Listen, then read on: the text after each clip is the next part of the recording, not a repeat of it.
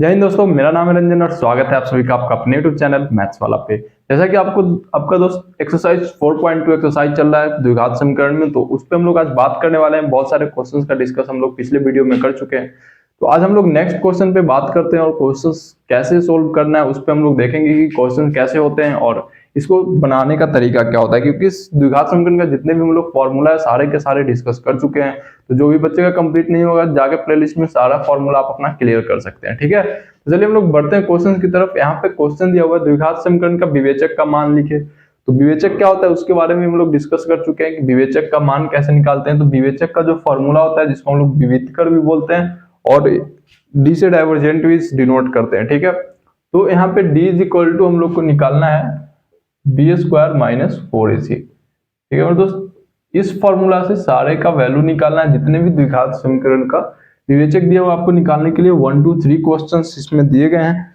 कि इसका विवेचक का मान बताना है। तो सबसे पहले आपको क्या करना है, इस समीकरण में जैसे हम लोग यहाँ पे फर्स्ट क्वेश्चन को सोल्व कर रहे हैं, ए का मान आपको दिख रहा होगा कि 3 है। ए का मान क्या है मेरे दोस्त, √3, क्योंकि a x square plus b x plus c के फॉर्म में होता है द्विघात समीकरण।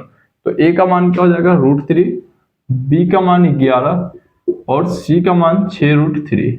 ठीक है, सबसे पहले जो मान दिया हुआ है उसको लिख लेना है, फिर आपको क्या करना है, d इज इक्वल टू लिखना है B square minus 4ac। B का मान है 11, 11 का स्क्वायर माइनस 4, ए का मान √3 और सी का मान 6√3। मान को क्या करना है, रख देना है। ठीक है, उसके बाद 11 का स्क्वायर हो जाएगा 121, गुना करेंगे तो √3 में 6√3 से गुना करेंगे तो 18 हो जाएगा, क्योंकि 6 गुना √3 में √3 से करेंगे 3, 18 और यहाँ पे फिर 4 में गुना करेंगे तो क्या हो जाएगा 72। अब इसको बाद इसको क्या करना है, घटा देना है। तो 11 में से 2 गया 9, 11 में से 7 गया 4, यानी डी का जो मान है आपका वो आया 49। इस तरह से आपको अगर पूछा दिया जाए क्वेश्चन की विवेचक का मान लिखे तो आप इस फॉर्मूले से आसानी से निकाल सकते हैं। चलिए मेरे दोस्त हम लोग दूसरा क्वेश्चन पे बात कर लेते हैं। दूसरा क्वेश्चन यहाँ पे जो दिया हुआ है क्वेश्चन नंबर 2, जिसमें भी आपको बी डी का मान निकालना है यानी विवेचक का मान निकालना है। तो ए का मान इसमें भी √3 दिया हुआ है, ए इज इक्वल टू √3, बी का मान दिया हुआ है आपको यहाँ पे b इज इक्वल टू दिया हुआ है -2। ठीक है, b इज इक्वल टू दिया हुआ है मेरे दोस्त -√2 और c इज इक्वल टू दिया हुआ है -2√3। तो इस तरह से पहले मान आपको लिख लेना है, उसके बाद क्या करना है, d इज इक्वल टू लिखना है बी स्क्वायर माइनस 4ac। ठीक है, इस फॉर्मूले से b का मान -√2 का स्क्वायर दिख रहा है आपको, -4, a का मान आपको दिख रहा है √3, c का मान दिख रहा है -2√3। ठीक है, अब इसके बाद क्या करना है, -√2 का स्क्वायर हो जाएगा 2, माइनस माइनस प्लस 4, √3 में √3 से करेंगे तो 3 हो जाएगा, यानी 4 3 12, 12 दूना 24, यानी डी का मान यहाँ पे आपका आ गया 26। इस तरह से विवेचक का मान अगर आपको दिया जाए निकालने के लिए आप आसानी से सोल्व कर सकते हैं। चलिए हम लोग बढ़ते हैं क्वेश्चन नंबर 3 पे।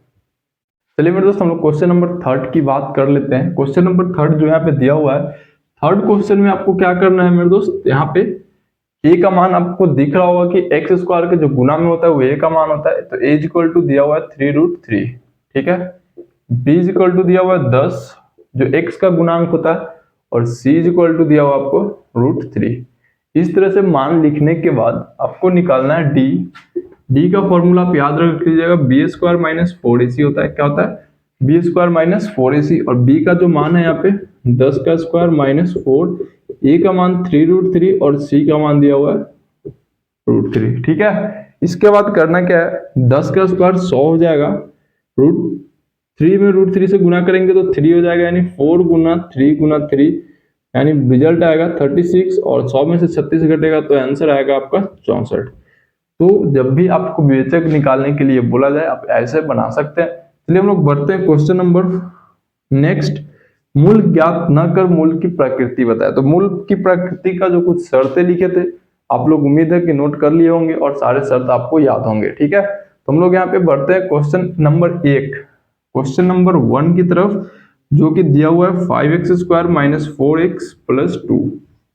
5x² - 4x + 2 इसमें आपको निकालना है मूल की प्रकृति, यानी मूल नहीं निकालकर मूल की प्रकृति बताना है। तो मूल की प्रकृति को डिस्कस करने के लिए हम लोग को डी निकालना होगा। अगर डी का मान 0 से बड़ा होता है तो क्या होता है, सारे शर्त आपको हम लिखवा चुके हैं। जिन बच्चों का कंप्लीट नहीं होगा जाइए प्लेलिस्ट में, पहले जाके आप अपना कंडीशंस जितने भी लिखवाए हैं, शर्त जितने भी लिखवाए हैं उसको कंप्लीट कर लीजिए, ठीक है।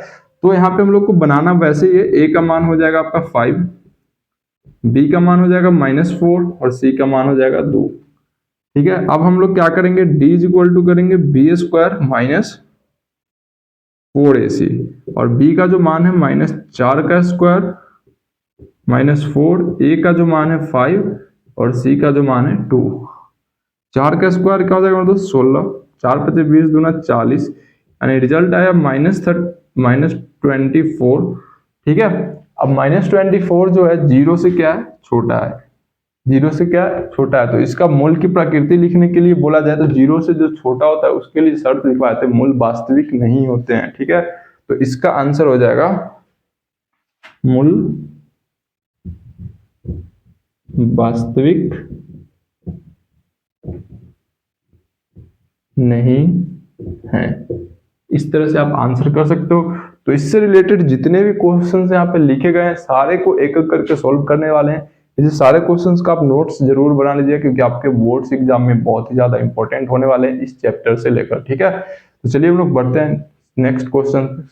चलिए मेरे दोस्त हम लोग बढ़ते हैं क्वेश्चन नंबर 2, जिसमें भी आपको मूल की प्रकृति बताना है।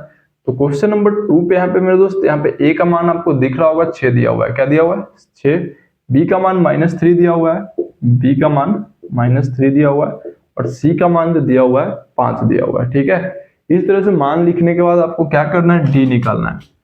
डी इज इक्वल टू निकालना है b² - 4ac, ठीक है। अब b का मान जो है -3 का स्क्वायर आप यहाँ पे रखेंगे -4, a का मान 6, c का मान 5, 3 का स्क्वायर हो जाएगा 9, 6 × 24, 24 बच्चे हो जाएगा 120, यानी आपका रिजल्ट होता है 111, जो कि 0 से क्या है दोस्त छोटा है।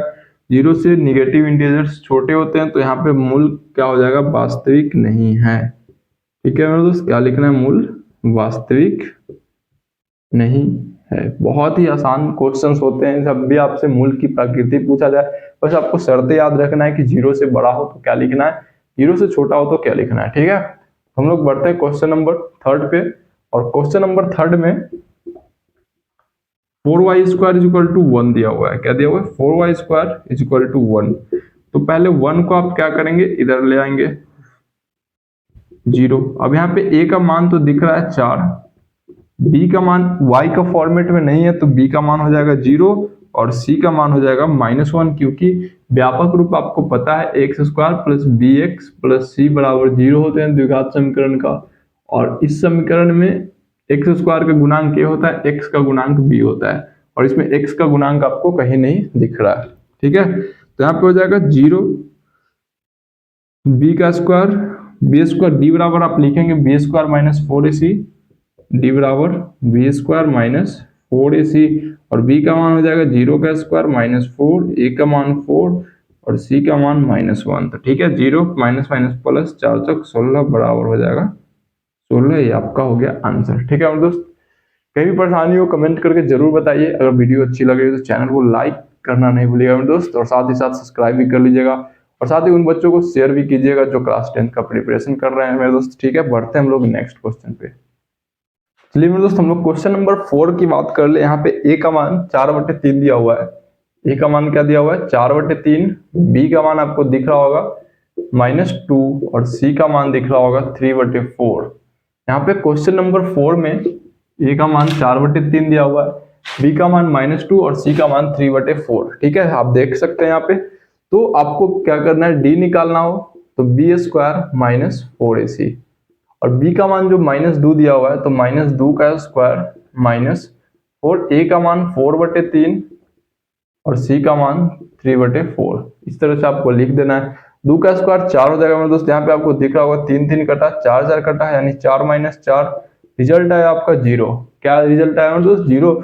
जब भी d 0 हो जाए, जिसको हम लोग b² - 4ac बोल सकते हैं कि बी स्क्वायर माइनस 4ac आपका अगर 0 हो जाता है तो मूल का कंडीशन जो होता है, शर्त क्या होता है, मूल वास्तविक और समान होते हैं।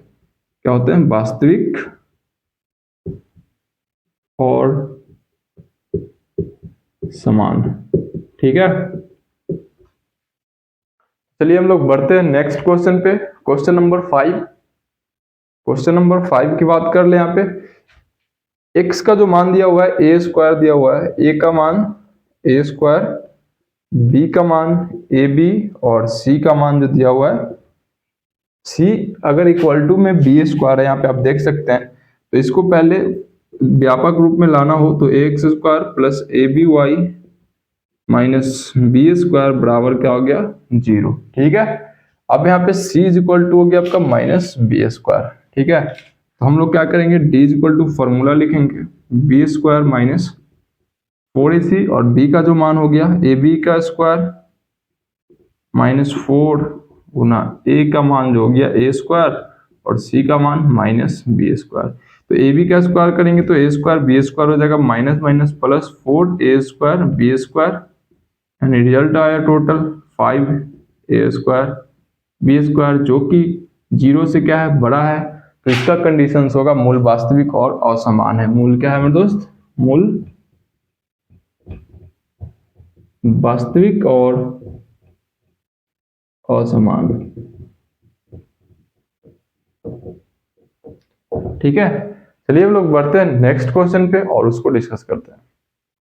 चलिए मेरे दोस्त हम लोग बढ़ते हैं क्वेश्चन नंबर 6। और क्वेश्चन नंबर 6 में जो दिया हुआ है समीकरण, इसमें क्वेश्चन नंबर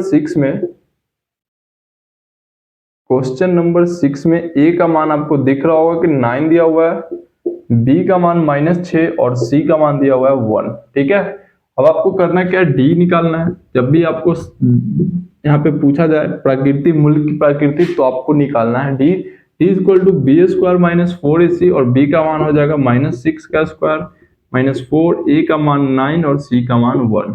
तो 6 का स्क्वायर 36 माइनस 36, रिजल्ट आया आपका 0। यानी मूल का जो प्रकृति हुआ, जिसको हम लोग नेचर बोलते हैं, वो होगा वास्तविक और समान।